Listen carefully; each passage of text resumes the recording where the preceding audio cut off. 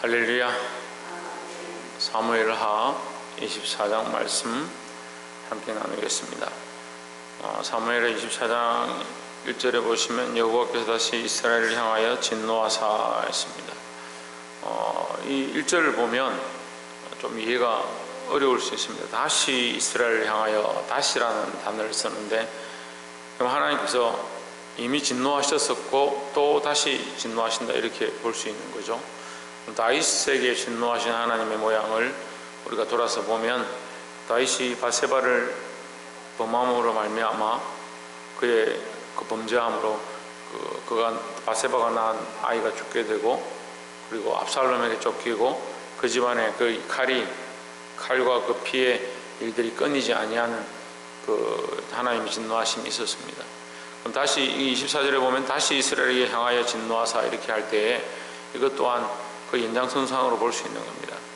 다시 이 다윗의 이 범죄에 대한 그 책망을 계속 하시는데, 특별히 이 24장 1절에서는 여호와께서 다시 이스라엘을 향하여 진노하사 저희를 치시려고 다윗을 감동시키사, 이렇게 하는데, 이렇게 보면 다윗은 아무 문제가 없는데 하나님께서 다윗을 부추겨 가지고 범죄하게 하시고 그 범죄했다라고 다시 채찍을 드는 것처럼 이렇게 착각할 수 있습니다. 그렇지 않고 이미 다윗의 범죄한 그것에 대한 이 심판의 연장선상에 이 문제가 있다, 이렇게 보시면 되겠습니다. 다윗을 감동시키사 가서 이스라엘과 유다의 인구를 조사하러 하신지라 했습니다. 또 한편으로 볼 때 다윗이 이것은 다윗의 자기의 영광을 위한 모양으로 또 볼 수 있습니다. 말씀에 우리가 하나님의 율례와 율법 규례를 배울 때 출애굽기, 레위기, 민수기를 통해서 하나님께서 너희 인구를 조사하지 마라라고 분명히 계수하지 마라라고 말씀하십니다. 계수하지 말라고 하는 이유는 뭐냐? 너희의 강함과 너희의 숫자의 어떠함에 연연하지 말고 하나님의 도우심을 바라보라는 거죠. 근데 인생들은 자꾸 어떻게 하느냐? 하나님 복 주셔서 재산이 늘어나고 자식들이 많아지고 번성하게 되면 자기들의 어떠함들을 자꾸 쳐다보는 거죠. 우리가 바라보아야 될 것은 하나님의 은혜고 하나님으로부터 왔다는 사실을 인정하는 게 중요한데, 자꾸 이 다윗도 이렇게 했던 것처럼 자기의 영광과 자기의 영화와 자기의 권력과 자기의 군사의 많은 어떠함들을 바라보려고 하는 겁니다. 결국 내 군사가 얼마냐, 내 백성의 칼을 빼는 자가 몇 명이냐. 여기 9절에 보면 요압의 인구 도수를 왕께 고하니 곧 이스라엘에서 칼을 빼는 담대한 자가 80만이요 유다 사람이 50만이었더라 했습니다. 내가 능력이 얼마나 많느냐, 내게 얼마나 힘이 강하냐, 내가 얼마나 부강한 나라냐. 이 사무엘 상하를 통해서 하나님께서 다윗에게 복을 주시는데, 그 이방 나라들이 그에게 와서 공물을 바치고 조공을 바치고 그 앞에 엎드리고 그 원수된 나라들이 멸망하는 그 모든 전쟁에 나갈 때마다 승리케 하시는 그 하나님의 은혜를 봅니다. 그래서 말씀에 뭐라고 기록하고 있느냐? 하나님께서 구원하게 하시더라, 하나님께서 승리를 더하시더라, 이렇게 분명히 기록하고 있죠. 우리는 그런 단어와 그런 말씀을 계속해서 보았습니다. 근데 다윗이 지금 뭘 하고 있느냐? 그 하나님의 구원하심과 승리하게 하심과 그 손으로 인도하시는 것은 잊어버리고 지금 자기 앞에 있는 이 영광과 그 영화를 보기 시작하는 겁니다. 다시 게을러서 자기가 멈춰 서기 시작하고 그 성전에 그냥 머물러 있다가 이 바세바를 보고 그 마음에 엄란함이 이 마음으로 범죄했던 것처럼, 우리아를 죽이게 되었던 것처럼 똑같이 하나님 잊어버리고 자기 삶의 시각들을 돌릴 때에 이 범죄하는 현장에 서게 된다라는 겁니다. 늘 하나님께서 하셨음을, 하나님께서 인도하셨음을 잊지 않고 회복하시는 저와 여러분 되기를 주의 이름으로 축원합니다. 11절 말씀에 다윗이 아침에 일어날 때 여호와의 말씀이 다윗의 선견자 된 선지자 가덱에 임하여 이르시되, 12절 가서 다윗에게 말하기를 여호와의 말씀에 내가 내게 세 가지를 보이노니 너는 그 중에서 하나를 택하라, 내가 그것을 내게 행하리라 하셨다 하라. 13절에 갓 선지자가 다윗에게 이르러 고하여 이르되 왕의 땅에 7년 기근이 있을 것이니까 혹시 왕의 대적에게 쫓겨 석 달을 그들 앞에서 도망하실 것이니까 혹시 왕의 땅에 3일 동안 온역이 있을 것이니까 왕은 생각하여 보고 나를 보내신 이에게 대답하게 하소서 했습니다. 제가 나누고 싶은 말씀은 사실은 이 갓선지자의 관점인 겁니다. 우리는 오늘날 바른 말들을 하는 자의 자리에 서야 합니다. 왜냐? 내 생각을 말하는 게 아니죠. 그 하나님의 말씀을 말하고 하나님의 말씀을 전달하고 하나님의 말씀을 선포하는 자의 자리에 서야 합니다. 근데 하나님 말씀을 선포하는 자고 전달하는 자들이 착각을 하니까 뭐 하느냐? 자꾸 자기 생각을 가미하는 겁니다. 그러니까 하고 싶은 말, 자기가 하고 싶은 말, 자기가 할 수 있는 말, 자기가 좋아하는 말들만 하는 겁니다. 남들이 들어서 괜찮겠다, 내가 좋게 말하지, 될 수 있으면 듣기에 괜찮게 말하지, 그럼 상대방의 입장을 생각하고 얘기하는 거죠. 근데 오늘 갓선지자는 뭐라고 합니까? 하나님께서 왕에게 말씀하십니다 하는 겁니다. 하나님 말씀하시는 것들을 우리가 바르게 전달하는 자가 되어야 되지. 박성님 뭐하라고? 하나님 말씀을 바르게 전달하는 자가 되어야 되지, 내 생각을 자꾸 가미하고 내가 하고 싶은 말들을 해서는 안 된다는 거죠. 아이고 목사님 뭐 우리가 하고 싶은 말 하겠습니까? 세워진 자들이 혹시 자기가 하고 싶은 말을 하겠습니까? 그런데 뭐가 섞이냐? 듣는 자의 상황이 섞이는 겁니다. 듣는 자의 입장을 자꾸 가미하고 듣는 자를 위하여 말하고 그 사람을 위해서 하는 말들을 하는 겁니다. 하나님의 말씀을 바르게 전달할 수 있는 자들이 되어야 합니다. 때로는 목회하다 보면 그런 힘든 일들이 있습니다. 그 사람이 어떤 어려움을 당하고 예를 들면 사고를 당했습니다.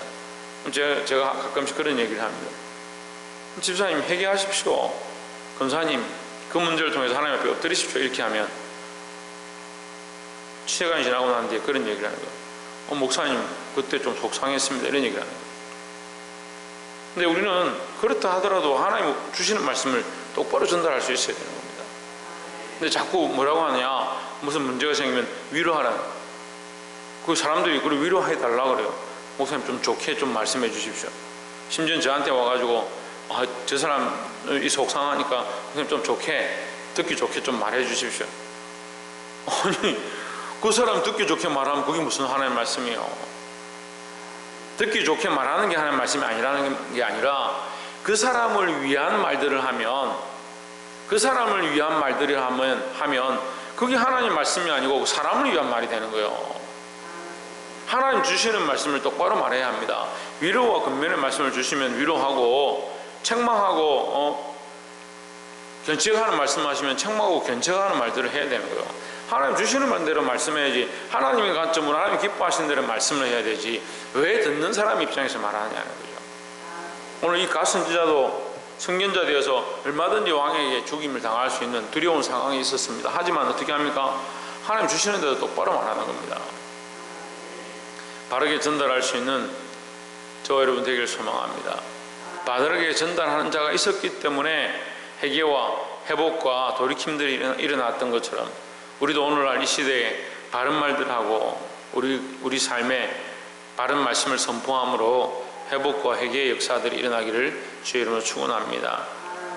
두 번째는 16절에 천사가 예루살렘에 향하여 그 손을 들어 멸하려 하더니 여호와께서 이 지각 내림을 뉘우치사 백성을 멸하는 천사에게 이르시되 조카다 이제는 내 손을 거두라 하시니 때 여호와의 사자가 여부스 사람 아리우나의 타작마당 곁에 있는지라. 17절에 다윗이 백성을 치는 천사를 보고 또 곧 여호와께 아뢰어 이르되 나는 범죄하였고 악을 행하여 사악거니와 이 약물이는 무엇을 행하였나이까? 청컨대 주의 손으로 나와 내 아비의 집을 치소서 하니라 했습니다.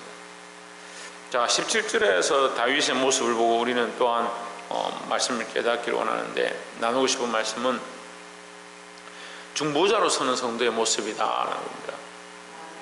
예, 우리는 첫 번째 바른 하나님의 말씀을 선포하는 자가 되어야 한다. 뭐가 바르냐? 하나님의 관점에서 하나님의 마음으로 우리가 듣기 싫어하든 듣고 싶어 하든 위로의 말씀이 되든 책망의 말씀이 되든 바르게 하나님의 관점에서 선포하는 자의 자리에 서야 된다. 이게 첫 번째고, 두 번째는 중보자의 모습을 가져야 한다는 겁니다. 누구를 위한 중보자냐? 성도들 위하여, 백성들을 위한 중보자의 자리에 서야 한다는 겁니다. 중보자의 자리를 찾지 않는 사람들이 있습니다. 기도하는데 자기만 위해서 기도하는 사람들이 있어요. 자기만 위해서 기도하는 거예요. 자기 입장, 자기 가정, 자기 삶, 자기 재물, 자기 사업, 자기 기업, 그걸 위해서만 기도하는 사람들이 있습니다. 우리는 철저하게 중보자의 자리에 서야 합니다. 다른 영혼을 위하여, 다른 생명들을 위하여 기도할 수 있는 중보자의 자리에 서야 될 줄 믿습니다. 중보자의 자리에 서는 것이 하나님이 기뻐하신 일이고 우리에게 맡기신 사명이다라는 거죠. 여러분 잊어버리지 마십시오. 예수 그리스도의 모습을 우리가 본받기 원하는데 예수 그리스도의 모습은 하나님 앞에서 우리를 향한 중보자의 자리에 서 있습니다. 그럼 우리는 어떻게 해야 되냐? 이 모습을 본받아서 오늘날 우리도 똑같이 다른 영혼들을 위하여, 다른 생명들을 위하여, 내게 주어진 맡겨진 생명들을 위하여 중보자의 자리에 서야 된다라는 겁니다. 누구 앞에 섭니까? 그렇죠. 하나님 앞에서 이 영혼들을 위하여 막아선, 이 영혼들을 위하여 이 영혼들을 살려달라고 하나님 앞에 엎드릴 수 있는 그 중보자의 자리를 선택하시기를 주의 이름으로 축원합니다. 마지막 세 번째로 23절에 왕이 아리요나에게 이르되 그렇지 아니하다. 내가 값을 주고 내게서 사리라. 값 없이는 내 하나님 여호와께 번제를 드리지 아니하리라 하고 은 50세겔로 타작마당과 소를 사고 25절에 그곳에서 여호와를 위하여 단을 쌓고 번제와 화목제를 드렸더니 이 여호와께서 그 땅을 위하여 기도를 들으심에 이스라엘에게 내리는 재앙이 그쳤더라 했습니다.